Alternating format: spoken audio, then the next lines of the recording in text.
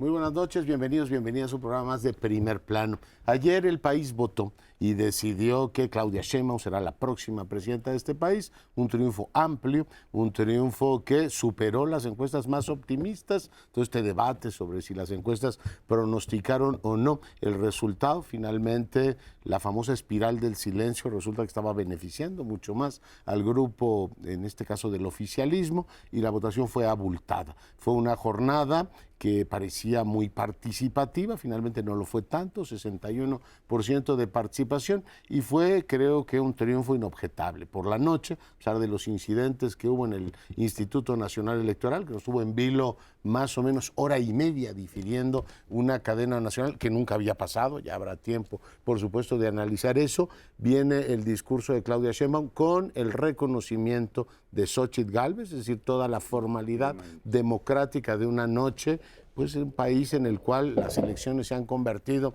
en algo que tiende a ser, en este caso, contencioso, con mucha animosidad. Pero bueno, finalmente hacia la medianoche ya teníamos el resultado y Claudia Sheinbaum será la próxima presidenta con un amplio respaldo popular. Un contraste muy notable fue la rebatinga de los partidos por anunciar resultados sin sustento, a medida que los iban anunciando, y el discurso conciliatorio de la ahora presidenta electa. Creo que vale la pena subrayarlo porque ante la estridencia de algunos discursos de líderes de partidos proclamando una victoria o una derrota, en fin, tuvimos un mensaje que suena muy positivo en estos momentos porque pareciera haber un ánimo de las partes, y subrayo también la llamada que le hizo Xóchitl Gálvez. Parece que de Xóchitl fue la iniciativa de hablarle a la presidenta electa para felicitarla, y de Álvarez Maínez, que también tuvo la cortesía de hacer lo mismo, lo cual es propio de un país civilizado en el cual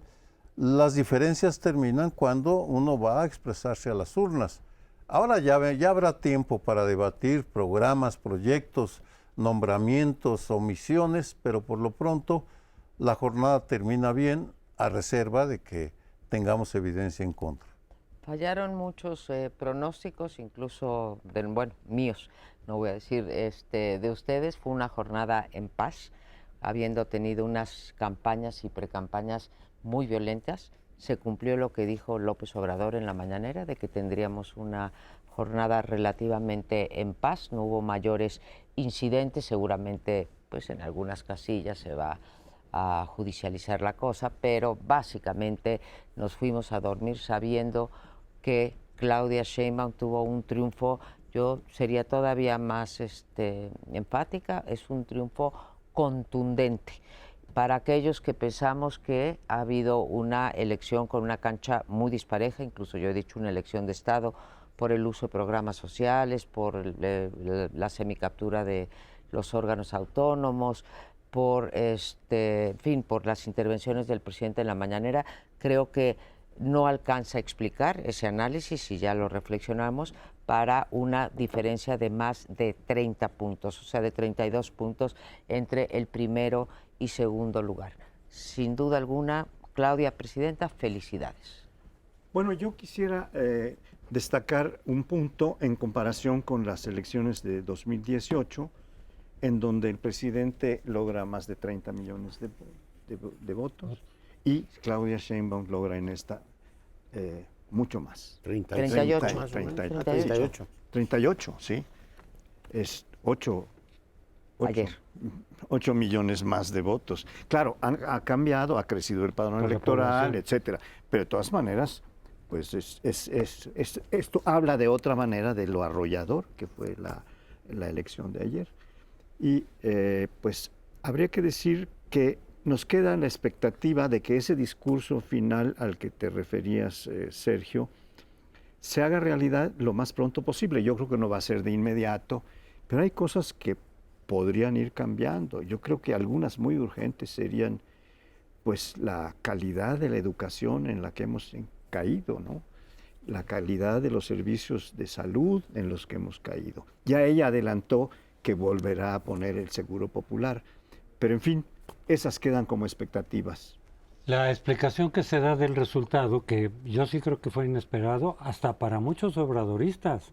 Muchos decían, gana Claudia con 10, 12, 15, no con 30. Yo creo que fue sorpresivo para todos. Dos posibles explicaciones. Ellos te dicen, y lo platiqué ayer también con alguno de ellos, decía, pues ¿cómo no va a ganar Claudia? Por el margen que sea, ve los resultados de López Obrador, ve el combate a la pobreza, ve la salud de Dinamarca. Entonces, ¿cómo no va a votar la gente por un proyecto como esos? Pues lo creen muchos. Del otro lado, la explicación está fundamentalmente, son muchas variables, ¿no? Pero en que fue una elección de Estado desde hace 3 años. Es decir, ya lo habíamos normalizado. Pero ¿cuándo empezó la campaña de Morena? Hace 3 años, con espectaculares, con viajes, con diferentes pretextos, pero que pagaba los gobiernos que gobierna Morena. Eso no digo que sea la única explicación, porque 30 puntos es mucho como para explicarlo solamente por eso. Algunos votos habrán surgido de esa manera, otros no, pero lo que sí queda, y si tú lo ves, van a empezar a salir encuestas y sondeos, sí, de que a los obradoristas les dices, ¿te parece que ganó legítimamente Claudia? Por supuesto que no. Yeah.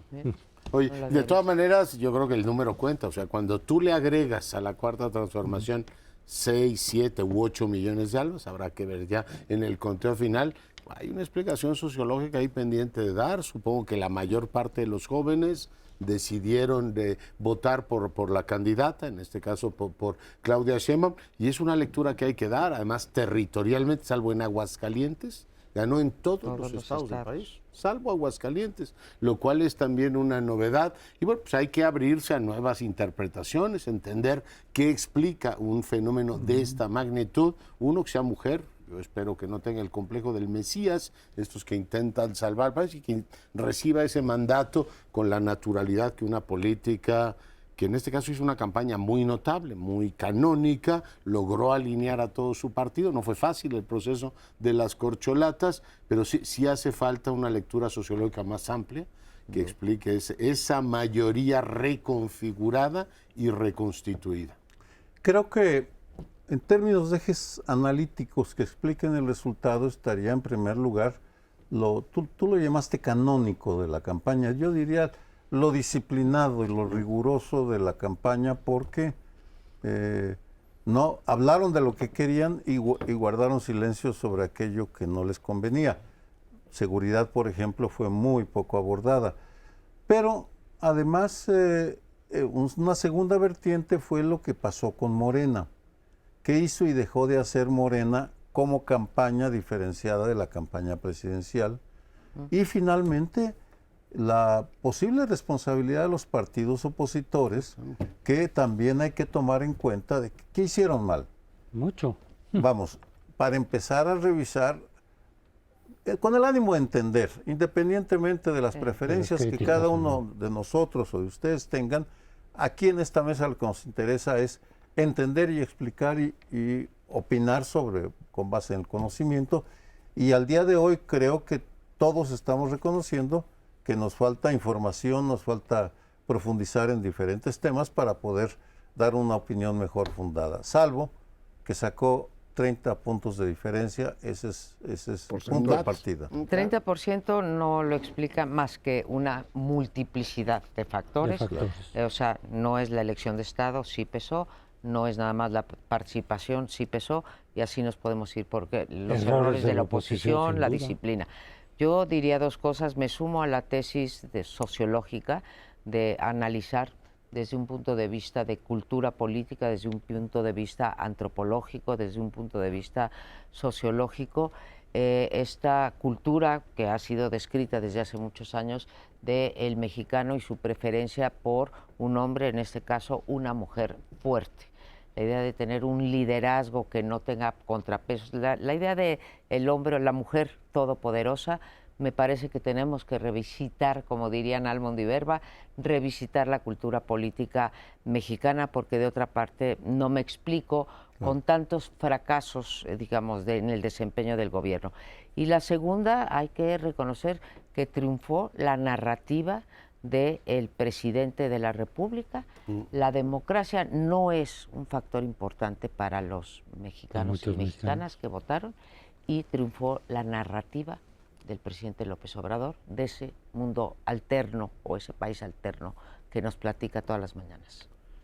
Una narrativa que, como ya decían, se refiere puntualmente a las cuestiones positivas, destacando algunas muy ampliamente que no fueron tan amplias en cuanto a realizaciones, pero la disciplina de la candidata triunfante es notable. ¿Hasta dónde? Hasta que agarre todos los hilos del poder, que no los va a agarrar de inmediato. Y aquí hay una duda de cuánto poder mantendrá el presidente, cuánta influencia en el siguiente periodo. Yo creo que esto hay que dividirlo entre lo que pasa el primer año y lo que pasa en los siguientes, por lo menos el primer semestre. Ese es todo un tema que merece una sección aparte, porque es muy importante y ya lo abordaremos.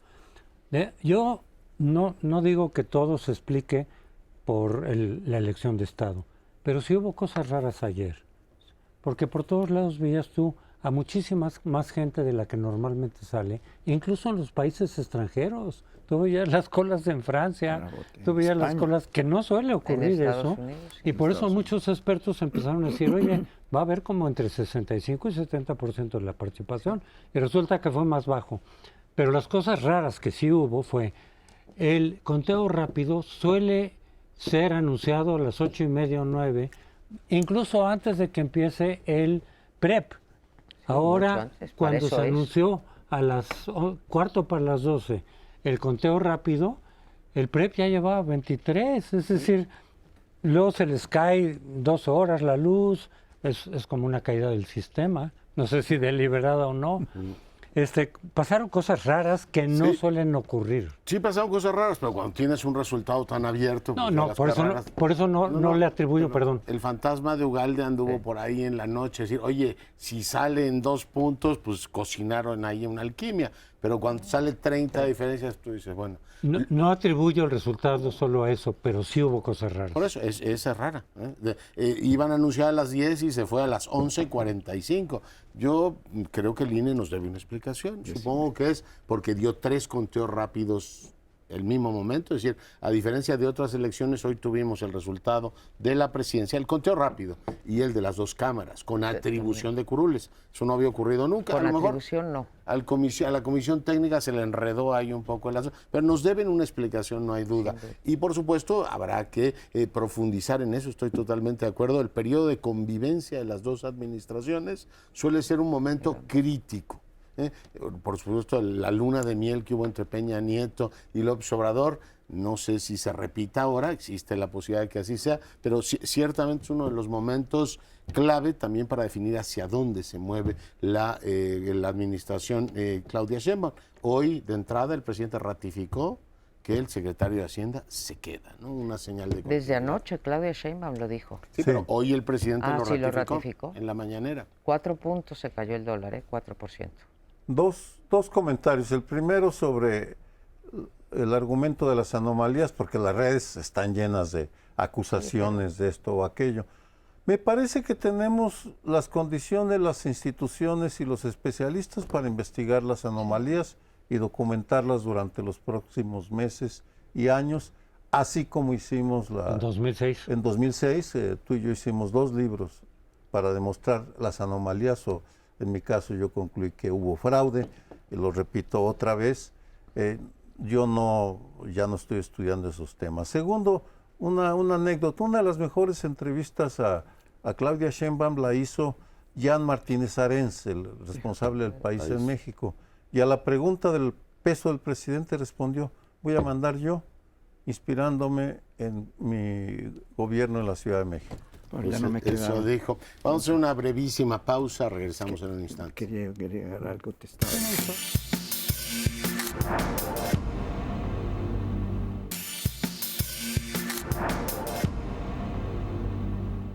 Bueno, pues como el presidente no logró durante estos 3 años que muchas de sus reformas fueran aprobadas por mayoría calificada en el Congreso, porque la oposición no estaba de acuerdo con muchas de esas reformas y la Suprema Corte las rechazaba, le propuso a la ciudadanía lo que él le llamó Plan C, que era voten todo Morena para tener mayoría calificada. Mayoría calificada son 2/3 partes de las dos cámaras, y en esa medida puedes cambiar la Constitución sin preguntarle a la oposición, ni siquiera. Tú haces los cambios constitucionales, los cuales no puede rechazar la Suprema Corte, porque la Corte se apega a la Constitución. Entonces, si el Congreso cambia la Constitución, la Corte la tiene que respetar y hacer respetar. El problema de la mayoría calificada es que es uno de los rasgos distintivos de lo que conocemos como partido hegemónico. Lo que conocemos del PRI durante tantos años, no 70 porque los últimos fueron cambiando, pero en los 60s y los 70s seguía habiendo partido hegemónico donde el presidente hacía prácticamente lo que quería y podía cambiar la Constitución a su gusto, de tal manera que en estas condiciones pueden quitar o cambiar o anular todo lo que se ha hecho en los 30 años pasados en términos de democracia. Sí. De hecho, Claudia ya lo ha dicho y lo ha amenazado, quitar el INAI, quitar los plurinominales, que eso que te genera mucho más sobre representación, etcétera. Entonces, sí le salió el plan C por 4 senadores que fácilmente los consiguen.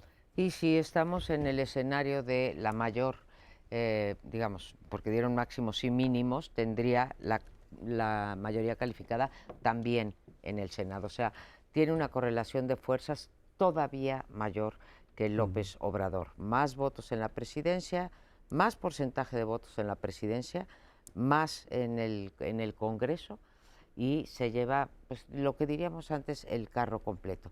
Y esto tiene unas consecuencias, como dice, yo siempre he preferido la pluralidad. Si el presidente López Obrador en 6 años, aún habiendo perdido la intermedia, perdió 4 millones de votos, la coalición de López Obrador, 4 millones de votos, los recuperó con creces Claudia Sheinbaum, los recuperó con creces Morena, Verde y PT. Así que el límite institucional que brinda la distribución de la Cámara de Diputados y de Senadores, ese desapareció. Ya después vamos a analizar el resto de los contrapesos. Pero ese, junto con el de la Corte, que le tocará nombrarlo a Claudia Sheinbaum, desaparecieron. El tema de una mayoría como la que tiene es que es como las armas nucleares, las tienes y de pronto puede resultar contraproducente no poderlas usar, porque Claudia Sheinbaum ahora tendrá un problema serio. Si el presidente quiere activar el plan C y decir, lo veremos en los próximos meses, tengo todo el mes de septiembre para procesar algunas reformas constitucionales, quizá algunas de las más duras, estará hipotecando de entrada el sexenio de Claudia Sheinbaum. Y decía lo de las armas nucleares porque si se va a atrever a lanzar un golpe de Estado mayoritario sobre el Poder Judicial, tú toda esta legitimidad democrática que has logrado y que comentábamos en el primer bloque, automáticamente la pones en tela de juicio porque si, oye, las democracias tienen una función mayoritaria, pero también están regidas por el derecho. Y el hecho de que se use una mayoría para someter a otro poder, de entrada le da un aroma diferente a la Constitución. Por tanto, pues sí nos encontraríamos ante esta especie de paradoja, es decir, si estiras demasiado, le vas quitando lo que todavía tenemos, ¿no? Un ámbito democrático y constitucional en favor de un poder mayoritario que ya va adquiriendo los rasgos de un poder que reduce la competencia, lo cual le da una paradoja a esa mayoría constitucional. De todas maneras, es bastante impresionante cómo lo logra y es bastante impresionante el hundimiento de otras fuerzas políticas. Yo quisiera llamar la atención para nosotros, para ustedes y para el público que nos está escuchando, en relación con los rangos que tenemos ahora de probabilidad de que tenga la mayoría absoluta. Está apuntándose hacia allá, pero todavía hay que esperar, por lo menos en Cámara de Diputados hay que esperar hasta el miércoles próximo, en donde hay el recuento de los distritos. Porque teniendo el recuento de los distritos, también tendríamos el recuento paralelo de la proporcionalidad y sabríamos cuántos diputados van a tener. En caso de los diputados. Tengo menos duda en caso de los senadores. Ahí lo que les faltan los pueden conseguir fácilmente de cualquiera de los partidos. Pero pues es una interrogante válida en la medida de la importancia que tiene el tener 2/3 partes en ambas cámaras. Desde luego tienen la mayoría de las legislaturas de los estados, que son 23 las que tiene Morena. Entonces ahí está asegurado. La única duda que me queda, porque hay imprecisiones en el PREP, o puede haberlas, y el recuento de los distritos, que es el miércoles próximo. Sí. Ayer hubo una disputa fuerte por los votos y aquí nos peleamos por los segundos. Y quiero pedirle una disculpa a mi colega. No, pues, José, te interrumpí cuando estábamos al aire y eso es incorrecto. Y creo que hay que decirlo. Pero pasado el trago, que hay que hacerlo, me voy al tema que plantearon. La elección, el tema de elegir con voto popular a los jueces, que forma parte de la propuesta que va a impulsar la Cuarta Transformación, de acuerdo a los programas que tiene. Y en ese sentido, ahí sí se va a venir una confrontación. Yo soy de los que piensan que sería legal pero ilegítimo, y eso es fundamental. Es decir, legalmente tendrán todo el derecho de hacer eso y muchas otras cosas, pero sería ilegítimo en términos históricos porque venimos de un proceso de construcción de contrapesos al excesivo poder de los presidentes, y en ese sentido un asalto al Poder Judicial Federal solamente me parece que es absurdo cuando no se han preocupado de la misma manera por los poderes judiciales de los estados, y en ese sentido suena muy fariseo señalar solamente a los jueces federales, que por supuesto tienen mucho tela de donde cortar, pero quedarse callados cuando se trata de los jueces de la Ciudad de México o de Morelos o de aquí o de allá, porque eso les conviene tenerlos de su lado. En fin, ya veremos cómo utilizan, qué legitimidad quieren darle a las decisiones legales que tomen en los próximos años.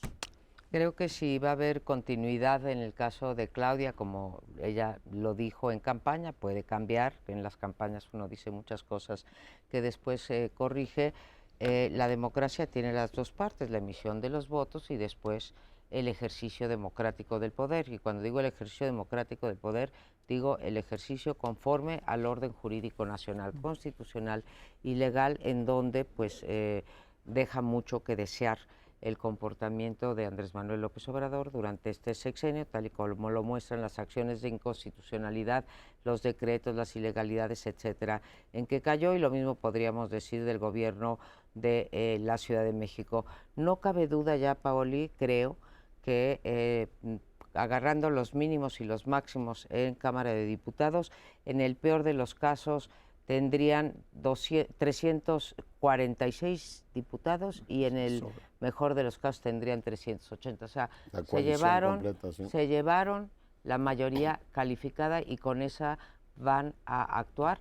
Lo dijo ayer Claudia Sheinbaum, que fue moderada, y viene de una cultura de no negociación, no tolerancia y no diálogo, ni con la sociedad civil, ni con los partidos, ni con la Corte, ni con nada. O sea, está clarito ahí el rumbo.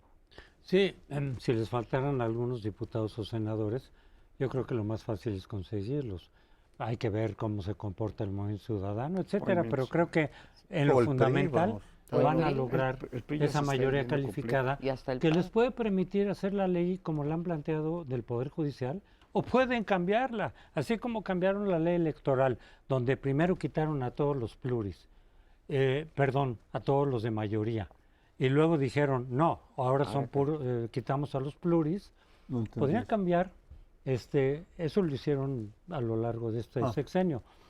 Podrían decir, no, que se quede como está lo del Poder Judicial y que el presidente nombra directo a los y con los consejeros sí pueden hacer algún otro cambio para controlarlos, quitar el INAI, pueden hacer lo que quieran con la Constitución.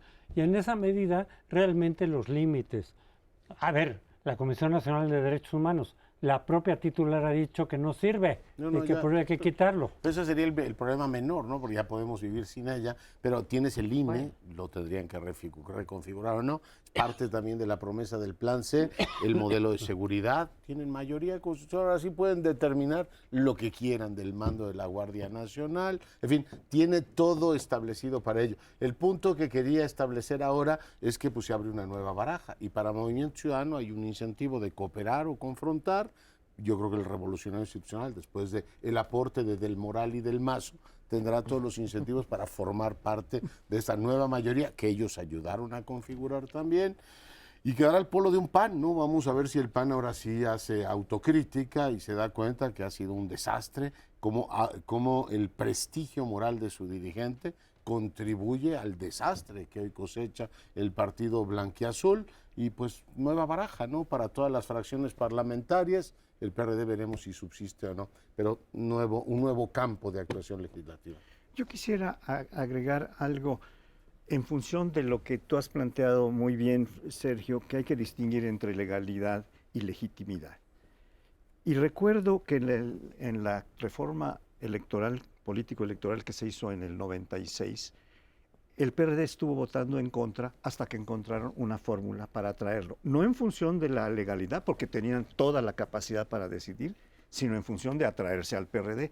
¿Y qué le ofrecieron al PRD? Porfirio Muñoz Ledo era el coordinador del PRD, el presidente del partido.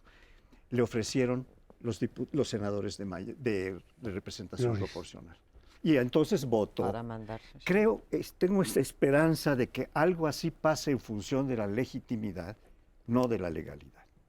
Bueno, la legitimidad en una democracia está... Es muy importante. Es muy importante, pero la legitimidad de una democracia es la legalidad. ¿Sí? No, es no, el ejercicio... No. Sí. Bueno, Mira, déjame, ver, ¿me permites dar un sí, ejemplo? Sí, a ver, y Muy termino el rápido. argumento para decir por qué. La tortura.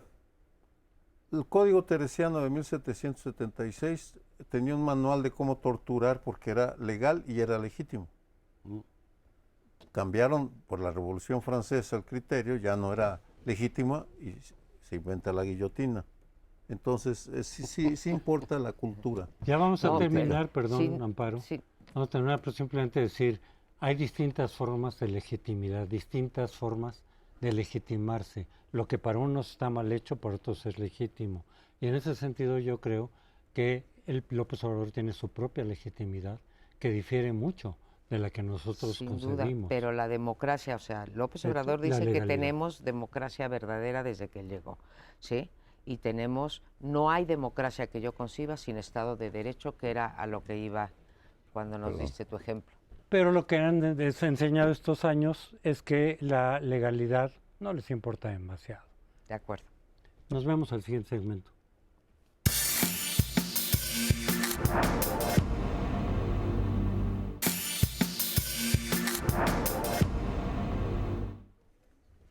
vamos a tratar ahora el tema de cómo ocurrió a nivel de los estados, de las entidades federativas, la elección. Se ponían en juego 9 entidades, en la Ciudad de México, que es una de ellas, y 8 estados, y aparentemente ganó 8 de los De las 9. de los 9 Morena y sus 7. aliados. Jalisco y 7, Guanajuato. Jalisco ¿no? y Ganas. Guanajuato. 7. Guanajuato Tenías lo razón. ganó el PAN y lo mantuvo, y Jalisco lo mantuvo. lo mantuvo también Movimiento Movimiento Ciudadano. Pero son 7 y no quisiera ampliar mucho porque vamos a hacer intervenciones más rápidas y tomando poco tiempo. Y dejo las otras cosas, sobre todo las de nivel municipal, para una siguiente ronda, si ustedes quieren comentar. Pues Yo no- No, por favor. consolida su hegemonía territorial. Tendrá 23 más incluso de lo 23. que tuvo el PRI cuando le entrega la estafeta al PAN, o sea, a Fox. Bueno, Fox no tenía prácticamente gobernadores, el PRI era el hegemónico.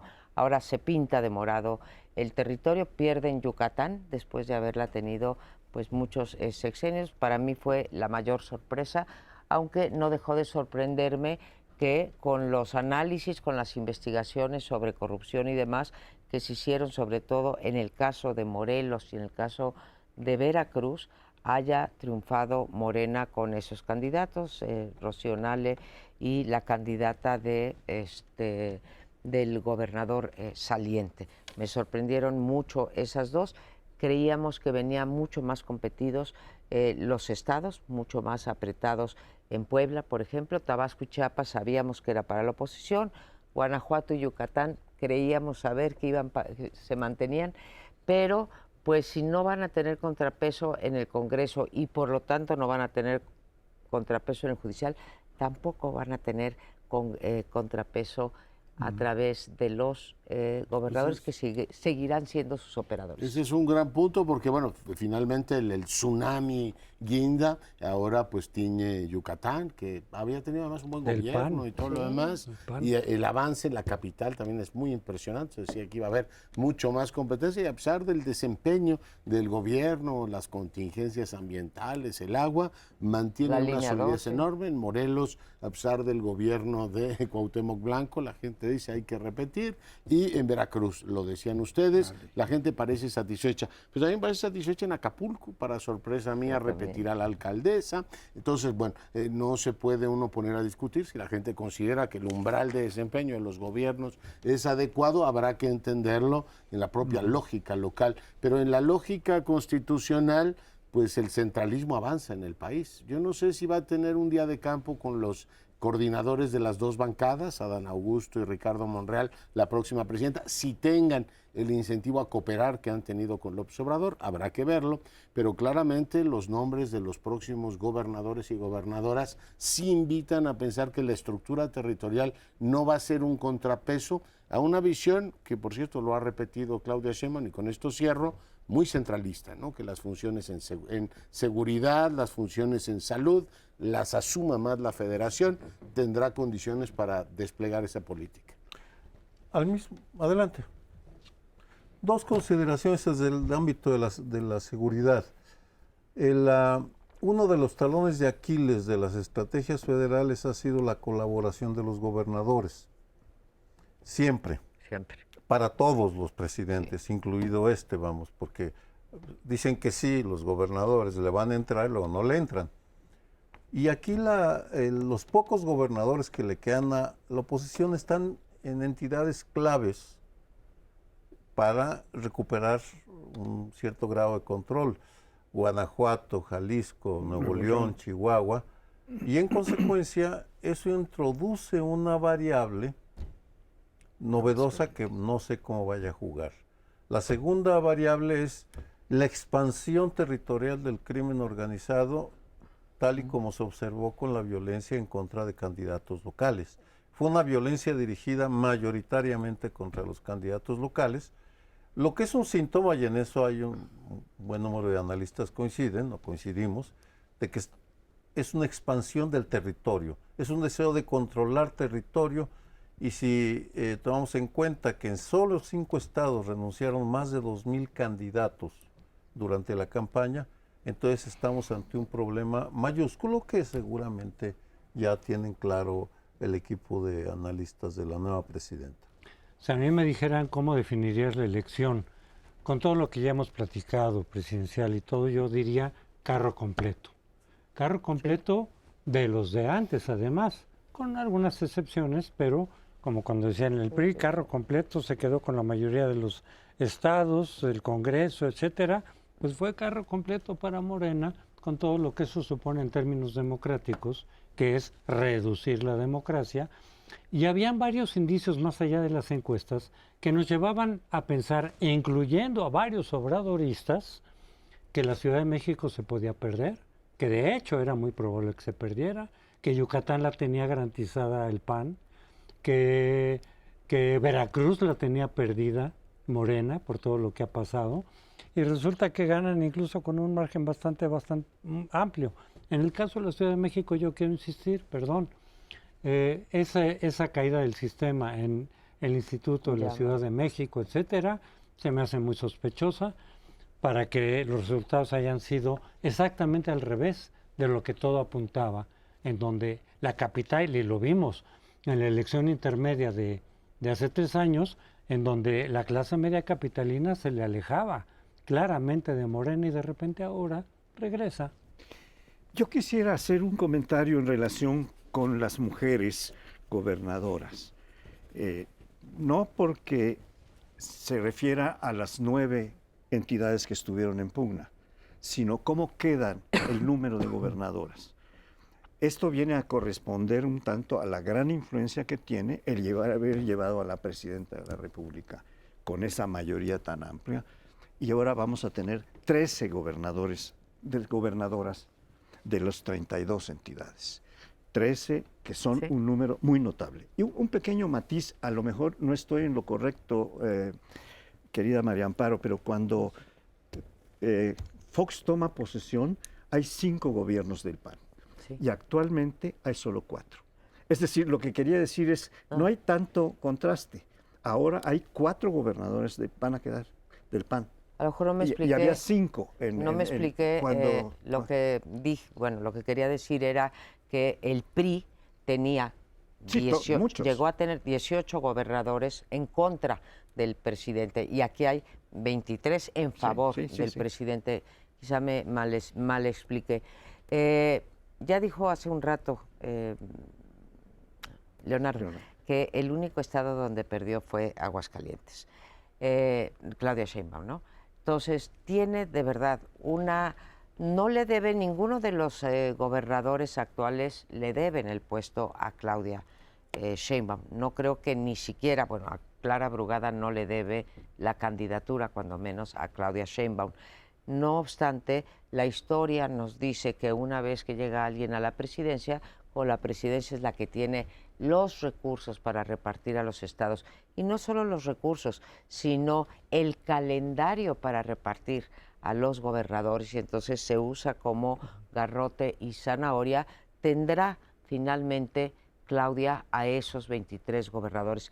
Creo que es un mito eso de que no deben su puesto Pero hay a momentos Claudia. en que los gobernadores son más o menos cooperativos. La época de Zedillo, por ejemplo, tuviste al gobernador Bartlett o al gobernador Madrazo, que fueron bastante menos cooperativos, ciertas resistencias. ¿Por qué? Porque pues tienen ellos también su lógica local, o dentro de los grupos políticos del partido hegemónico igual no se vieron favorecidos. Yo decía, en el caso de los coordinadores parlamentarios puede operar una lógica así. No digo que necesariamente vaya a ocurrir, pero tú tienes una proclividad o a cooperar, o sea, gobernadores mucho más sencillos en términos de cooperación con la federación, y otros que tienen por su propia personalidad, por su propia carrera política. Hay que recordar que buena parte de las hoy presentes, salvo el caso de Felipe Calderón, han venido la estructura territorial. Si quieren sustituir a Claudia Sheinbaum, alguno de ellos tendrá que empezarse a distinguir. Y hay muchos ámbitos, ¿no? Pero digo, eso está todavía en el ámbito de la especulación y de lo probable. Veremos cómo se configura. Así es.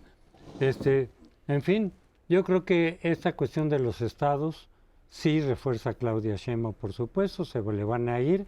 Yo sí insisto en que poco a poco los actores políticos la van a ir apoyando a ella y le va a permitir hacer, al igual que hemos dicho del Congreso, etcétera, pues casi lo que quiera, porque tiene también los congresos estatales. Y yo sí creo que somos, por todo esto que he dicho, creo que somos uno de esos países que Samuel Huntington dijo que con la oleada democrática de los 80, luego venía un reflujo. Es decir, algunas de esas nuevas democracias se caían y otras se quedaban. Todo este sexenio estuvimos especulando si resistía o no la democracia mexicana. Mi conclusión es de que ya podemos poner a México en la lista de las democracias que se cayeron con el reflujo.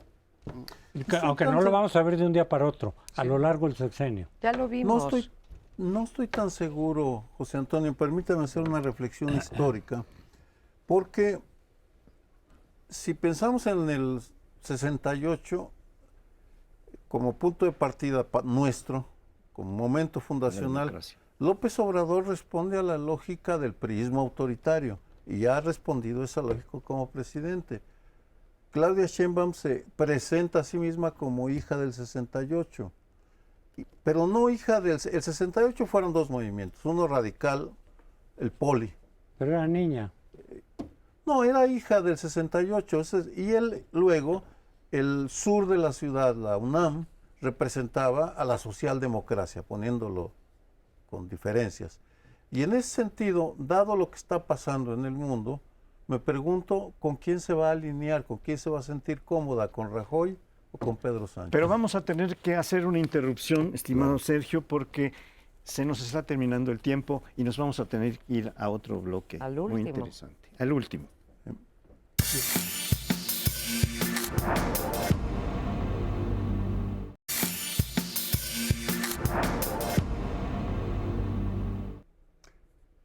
Termino este bloque con un comentario que a lo mejor viene al caso o no. Tenemos contrato hasta el 30 de septiembre. En consecuencia, nos quedan 3 meses para discutir sobre quién va a ser Claudia Sheinbaum como presidente. ¿Cómo va a ser? Porque es un enigma, es una pregunta que desconocemos y en ese sentido quiero referirme al tema de seguridad porque hay una foto que reprodujeron todos los diarios de ayer, la celebración en el Zócalo, que es bien reveladora del tema de seguridad. Claudia, la presidenta electa, está con los brazos abiertos. En su mano izquierda está Mario Delgado, lo cubre, y en su mano derecha Ernestina Godoy y Omar García Harfuch, claramente. Esos dos personajes representan a sus dos alfiles para el tema de justicia, Ernestina Godoy, y seguridad, Omar García Harfuch. En ese sentido, también vamos a ver cuál va a ser el cargo que le da Omar García Harfuch. Yo pronostico, observando el Gabinete de Seguridad, la Secretaría de Seguridad y Protección Ciudadana es la más lógica, pero vamos, en eso nos vamos a ocupar los próximos meses.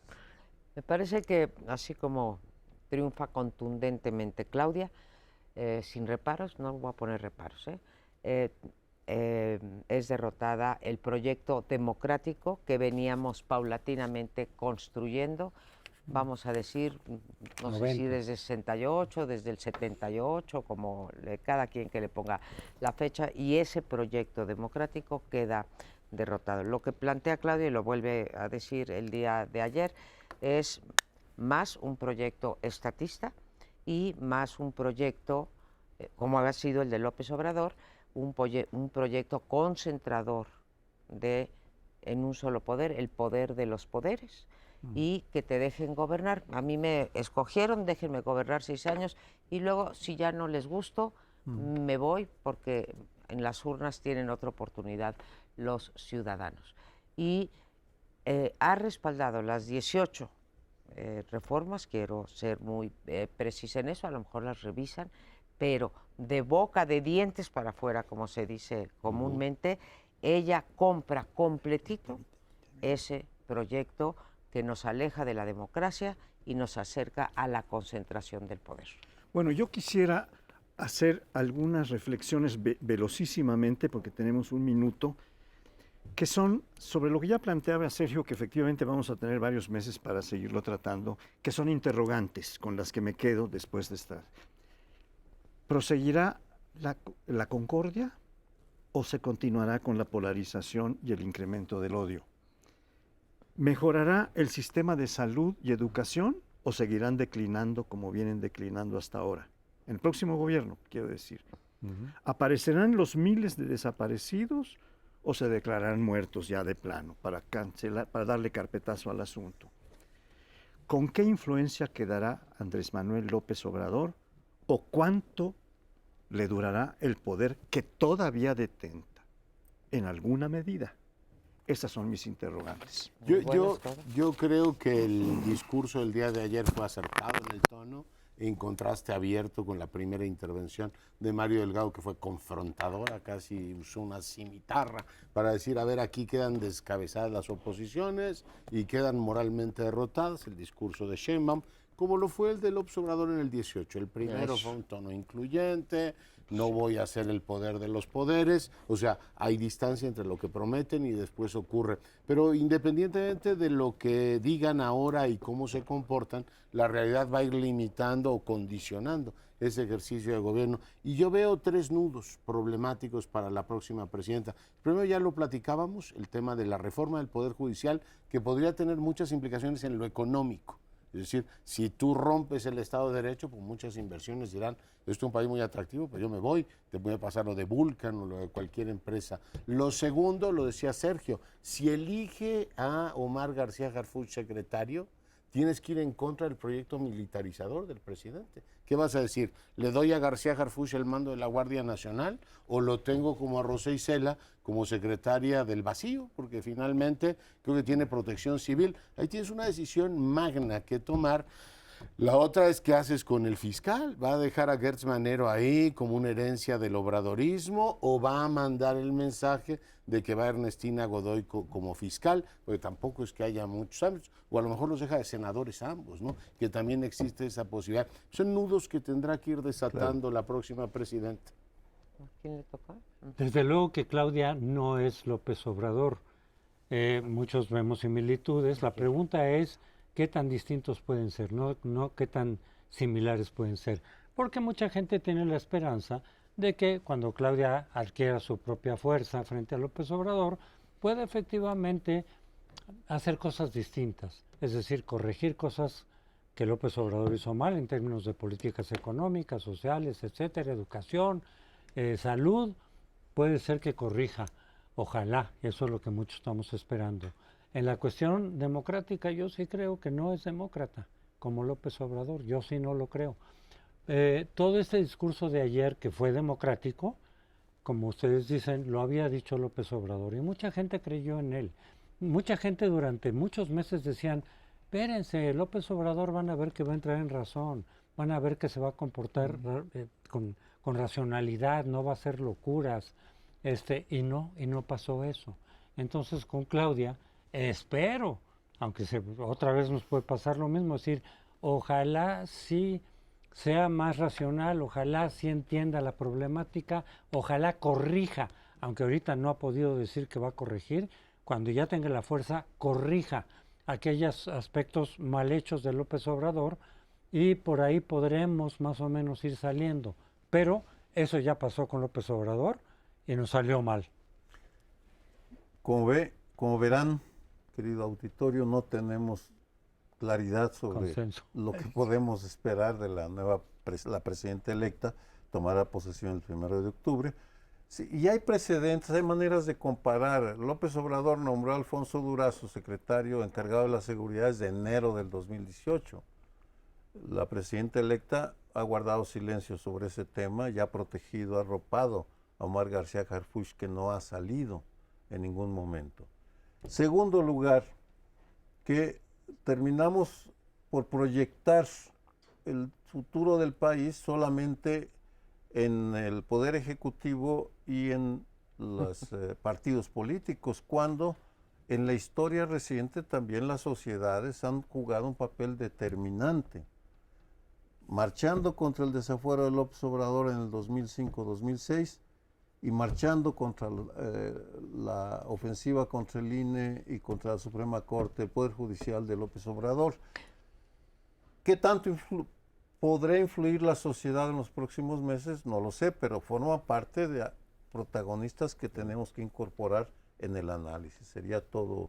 Creo que la sociedad civil no la va a tener fácil, como no la tuvo fácil en la época de en el sexenio de López Obrador. A Claudia tampoco le gustan las organizaciones de la sociedad civil. ¿Tiene la misma inquina que Andrés Manuel? No lo sé.